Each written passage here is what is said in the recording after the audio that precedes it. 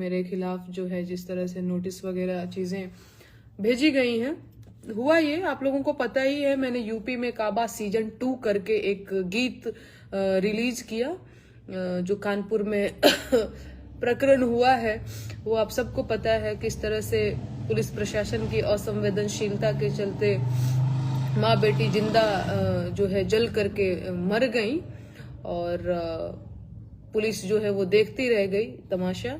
तो उसके खिलाफ मैंने गीत लिखा, यूपी में काबा सीजन 2। मेरा स्वास्थ्य थोड़ा सही नहीं है पर कोई बात नहीं।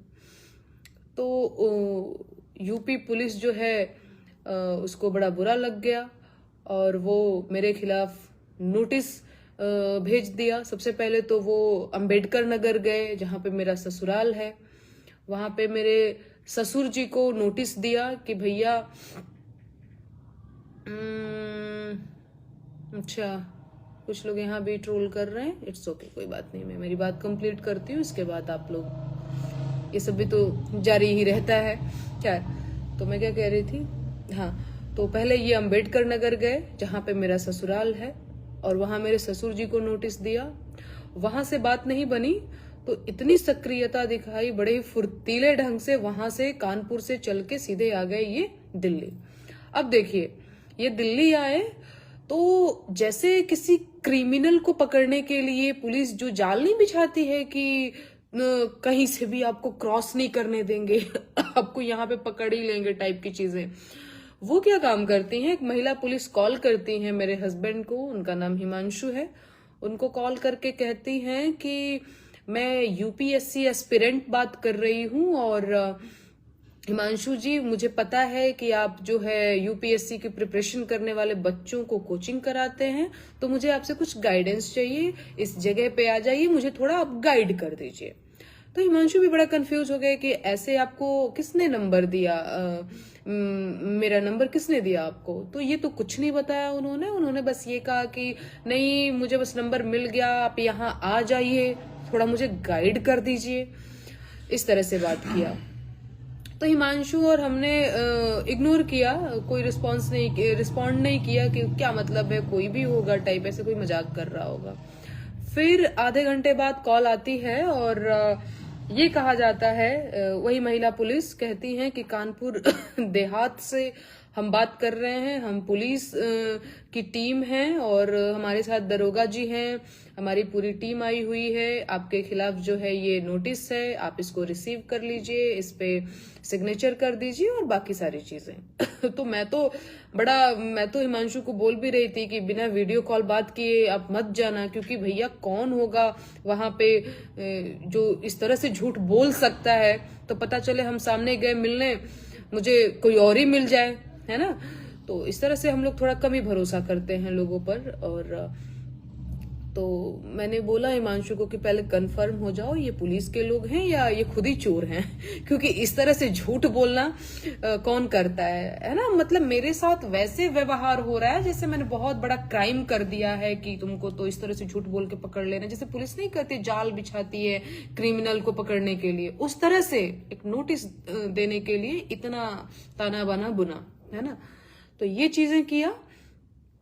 उस नोटिस में ये लिखा हुआ है, मैं आप लोगों से चाहती हूँ कि आप लोग दोबारा से यूपी में काबा का सीजन 2 सुनिए और आप लोग मुझे बताइए कि क्या सचमुच उस गाने में ऐसा है जिससे समाज में वैमनस्यता फैल रही है, या फिर समाज में तनावपूर्ण माहौल क्रिएट करने की मैंने कोशिश करी है, या फिर सामाजिक सौहार्द बिगाड़ने की कोशिश करी है। तो आप लोग भी उस गाने को सुनिए, क्योंकि यूपी पुलिस के नजरिए से तो वो गाना जो है ऐसा है कि वो समाज में नफरत फैलाने का काम कर रहा है ना।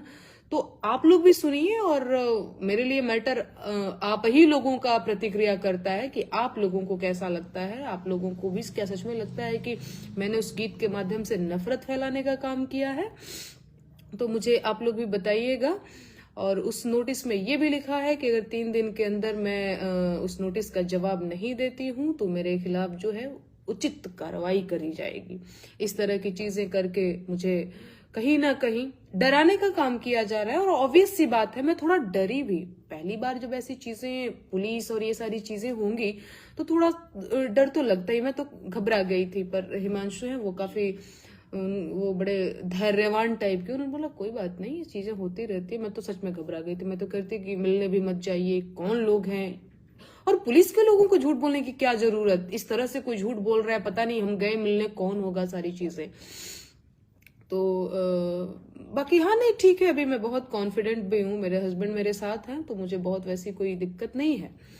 बाकी मैं एक बात जो कहना चाहती हूँ, और वो ये मैं कहना चाहती हूँ कि मैं अपने गीत, मैं पिछले 2.5 सालों से गीत लिखती रही हूँ, गाती रही हूँ, कोई भी गीत या कोई भी मेरे शब्द ऐसे नहीं है जो जिसको आप ये कह सकते हैं कि ये आपत्तिजनक है या असंवैधानिक है, ये नहीं होना चाहिए, समाज के लिए ये सही नहीं है, इस तरह की चीज नहीं होनी चाहिए, है ना।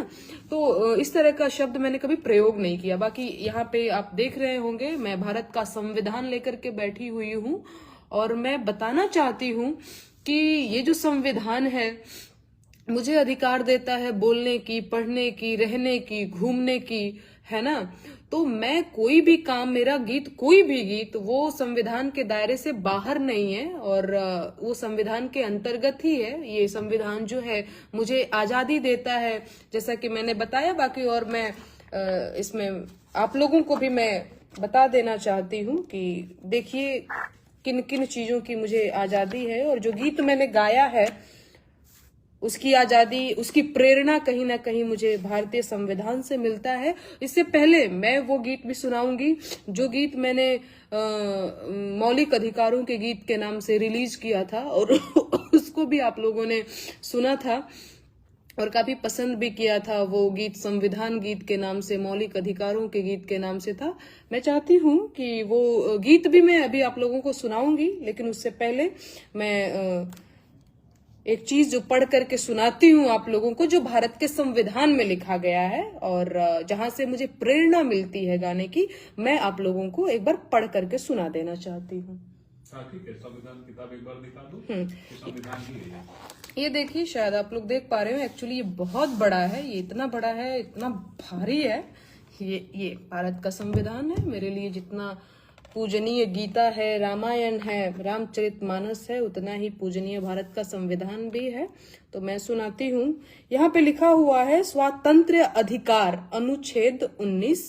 इसमें लिखा हुआ है सब नागरिकों को वाक स्वातंत्र्य और अभिव्यक्ति स्वातंत्र्य का, शांतिपूर्वक और निरायुध सम्मेलन का, संस्था या संघ बनाने का, भारत राज्य क्षेत्र में सर्वत्र अबाध संचरण का, भारत राज्य क्षेत्र के किसी भाग में निवास करने और बस जाने का, संपत्ति के अर्जन, धारण और व्ययन का, तथा कोई वृत्ति, उपवाजिका, व्यापार या कारोबार करने का अधिकार होगा। है ना। आप लोगों ने इसको सुना, और भी बहुत सारा है, लेकिन मैं इतना इसलिए पढ़ रही हूँ क्योंकि ये सारे जो चीजें चल रही हैं उसमें ये शामिल हो जाती हैं, है ना। तो ये अधिकार जो है ये अधिकार जो है मुझे भारत के संविधान ने दे रखी है। तो मैं फर्जी में ऐसे ही बेतुके सवाल नहीं कर रही हूँ, बेतुके जो है गीत नहीं गा रही हूँ। कहीं ना कहीं इससे मुझे इंस्पिरेशन मिलता है। बाकी संविधान गीत, मौलिक अधिकारों के गीत को मैंने भोजपुरी में भी लिखा हुआ है, और मैं चाहती हूँ कि एक बार फिर से मैं आप लोगों को सुनाऊं, ताकि जिनको अपने अधिकार न पता हो उनके सामने डराने की कोशिश करिएगा, उनको धमकाने की कोशिश करिएगा। मैंने बार बार कहा है कि मैं संविधान में विश्वास करने वाली लड़की हूं, तो आप मुझे डरा नहीं सकते हैं, है ना। आप सरकार में हैं तो आप रंगबाजी कर सकते हैं, बदमाशी कर सकते हैं, पर डरा नहीं सकते हैं, है ना। क्योंकि मुझे अपने अधिकार पता है कि क्या चीजें हैं, मैं क्या कर रही हूं, है ना। तो आप अपना काम जारी रखिए। बाकी मैं सारा काम जो कुछ भी कर रही हूँ संविधान के कहीं ना कहीं दायरे में ही कर रही हूँ। एक बार मैं गीत सुनाना चाहती हूँ, आप लोगों को सुनिएगा। मेरा स्वास्थ्य थोड़ा सा कम ठीक है, मुझे बार बार खांसी आ रही है, तो माफ करिएगा उसके लिए। संविधान के सुनला विचार भैया, आव समझाया पान अधिकार भैया। काका चीज के हौआ हकदार भैया, आव समझया पान अधिकार भैया। तोहर पहिला अधिकार हौवे समता के हो, जाति धर्म के भेद मिटे जनता के हो। केहू छोट बड़ ना बराबर भैया, आव समझया पान अधिकार भैया।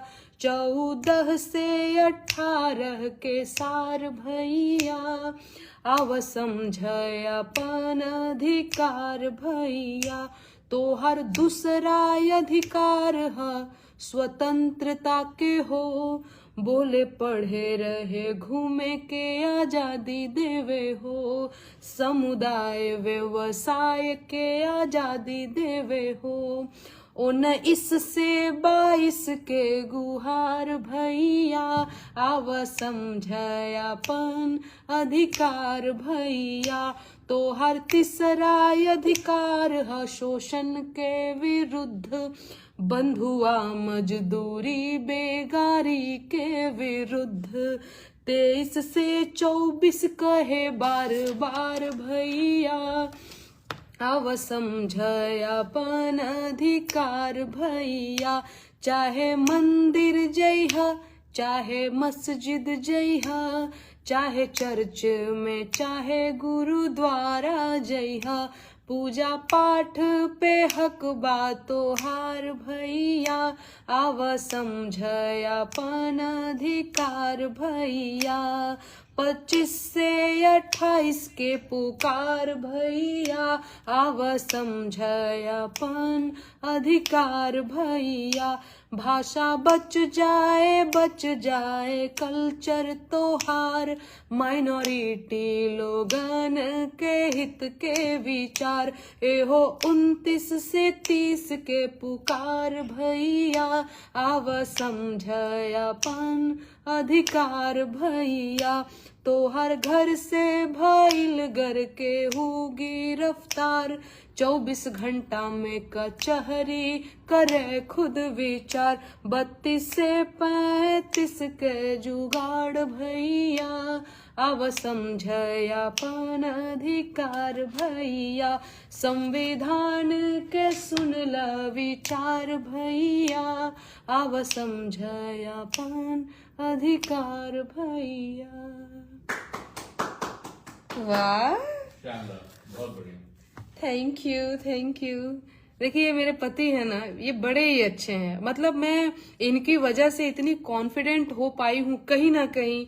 नहीं तो अभी आप लोग समझते भी होंगे इस चीज को, मैं यूपी बिहार की लड़की हूँ और यहाँ पे कितनी बड़ी बात हो जाती है ना। अभी मेरी शादी को सिर्फ 8 महीने हुए हैं और जिस तरह से ये सारी चीजें मेरे साथ हो रही हैं, समाज के लोग पहली बार पुलिस दरोगा जैसे लोगों को देखने के बाद वो ये नहीं सोचते हैं कि कोई मैटर हुआ रहा होगा, कोई बात हो ही रही होगी। उनको बस ये लगता है कि देखा देखा फलाना के पतो हो के अइले अबे जुम्मा 8 दिन भी ना भइल, कोर्ट कचहरी पुलिस दरोगा बुलावे लागल।